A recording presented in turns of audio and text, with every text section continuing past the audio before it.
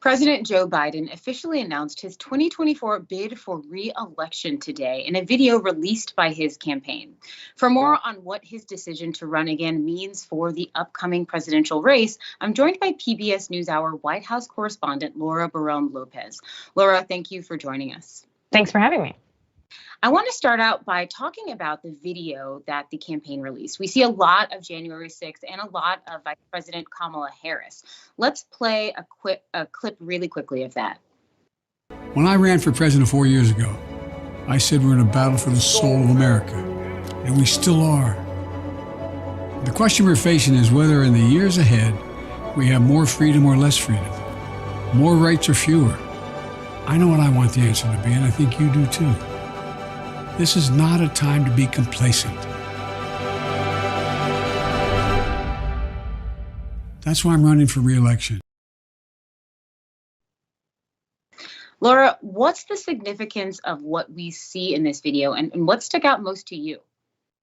So this re-election bid video, which was about 3 minutes, I think, or so, the things that really stood out to me, Nicole, were the fact that the president right off the bat is framing his message around freedom, saying that freedoms are under attack, specifically zeroing in on book banning, reproductive health care, efforts by Republicans to limit abortion access in their states since the fall of Roe v. Wade, and also democracy. Democracy was a big thing that President Biden focused on when he ran for the presidency in 2020. Some will remember that his video when he launched his bid in 2020 used a lot of images of Charlottesville, this time around of the neo-Nazi march in Charlottesville, Virginia, and the Unite the Right rally. This time around, he used a lot of that January 6th imagery of the insurrection.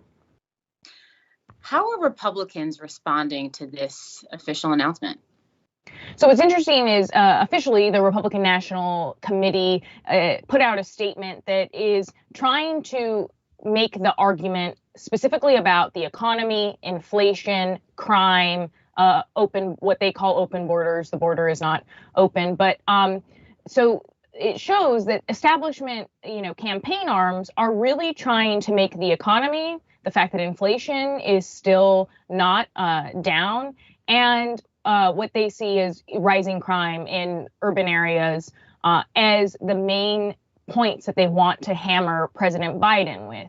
That being said, Nicole, there is a striking contrast between what you might hear from more establishment Republicans or from the campaign arms themselves versus what the Republican candidates that are actually running to challenge President Biden are running on. You hear from former President Trump, as well as Republican Governor Ron DeSantis, who is expected, to run a lot of talk about anti-LGBTQ issues, anti-transgender issues, policies that they would push if they were elected president, as well as a lot about abortion and anti-abortion policies. So we're seeing a lot of policies and perspectives crystallizing along party lines. But what about other Democrats? How are they reacting, and what's their feedback been like? So despite the fact that in the lead up to this launch today, there were some grumblings among Democrats, questions about Biden's age, questions about the timing of his reelection bid and whether or not he was the best candidate for the moment right now. A lot of stuff that we heard when he first launched in 2020, Democrats have pretty much united behind the president, saying that he is their person in this moment, along with Vice President Kamala Harris, and that they want to stick with him, and that they really do believe that he's the best person to run right now and to stay in the presidency. So I don't think you're going to see a lot of Democrats really fighting with the president or arguing about policy with the president. So far, they've really been behind him, despite some saying, like Congressman Jim Clyburn, saying that they hope that the White House addresses his age and just confronts that head on as they enter the campaign. You make a great point. The fact that President Joe Biden has announced his reelection and that he plans to run for reelection is no surprise. But critics have been talking about his age, and some say that they feel he is too old to be running again. That said, Former President Trump is 76 years old. So how much of a factor is age in this election? I think that among the Democratic base, of course, there is some concern about President Biden's age when it comes to whether or not voters think that he would be able to serve a full 4 years, full second term. That being said, that doesn't mean that they're not going to vote or that they aren't going to vote for Biden and somehow vote for a Republican. I was talking to a Democratic pollster this morning who said that there are ways that the White House can address this by, making sure that President Biden is out there on the campaign trail a lot more this time. There isn't a lockdown the way there was during the 2020 campaign cycle where he was doing a lot of public events from his basement, from his house. This time around, he's going to be out there a lot more, although I should say that in the short term, Biden is going to be focusing more on his presidential duties. In the short term, I mean, for pretty much the next few months heading in to the end of the year, he'll still be doing a lot of presidential events. You won't see those big campaign rallies, a lot of those campaign stops, I'm told, until early 2024.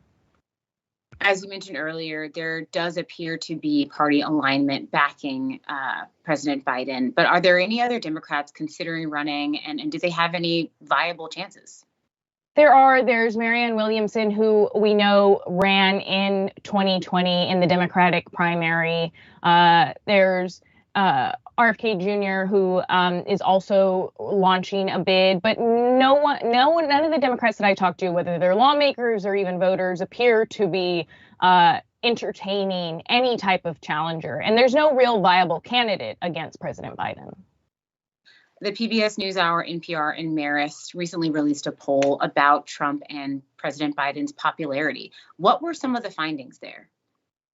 So our poll found that among Democrats, about 78% of Democratic voters approve of the job that President Biden has been doing. There's about a little more than 30% of independents that also approve of it, but there's 9 that are unsure about the president. Now, overall, President Biden's favorability is not that high among Americans right now. He's kind of languished and suffered for more than a year, hovering around the high 30s, low 40% range with Americans when it comes to the job that he's doing.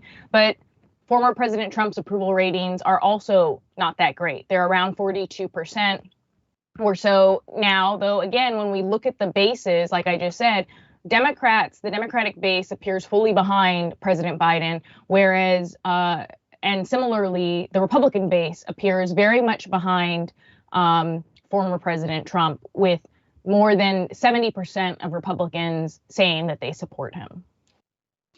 In this campaign video, we saw quite a bit of Vice President Kamala Harris.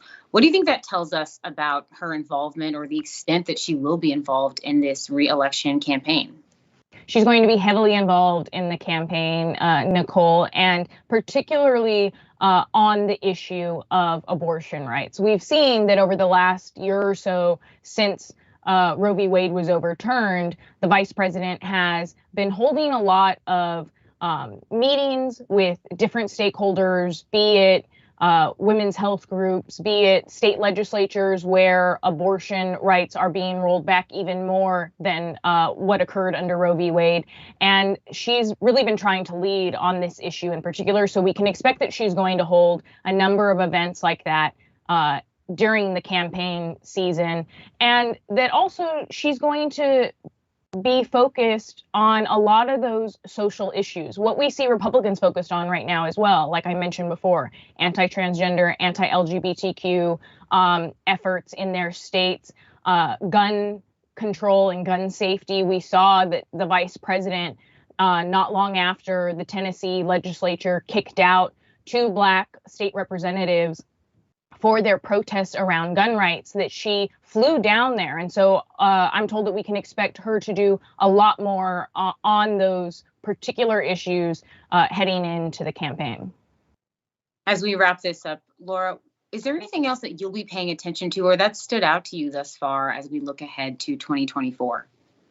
I think that right now what we're going to see from President Biden in his overall message is two things. You're going to see that argument about attacks on freedom, attacks on democracy, as he attempts to paint Republicans as moving even more to the extremes and arguing that if they are elected to the presidency or if they gain control in the Senate, then you'll see more attacks on abortion and on democracy. But also, he is going to be trying to focus a lot on what he passed in the first term when Democrats controlled all of Congress and the presidency. So today he was at an event with labor unions, and he was really fired up trying to talk as much as possible about the low unemployment rate, about the jobs that bills like the Inflation Reduction Act and the infrastructure bill that he saw passed with the infrastructure bill with the help of Republicans, a number of Republicans, that you're going to see him talk about that a lot as well as he tries to reach blue collar voters and also try to win back some of the white non-college educated voters that Democrats have lost in recent election cycles. PBS NewsHour White House correspondent Laura Barrón-López, thank you for joining me. Thank you. For the PBS NewsHour, I'm Nicole Ellis.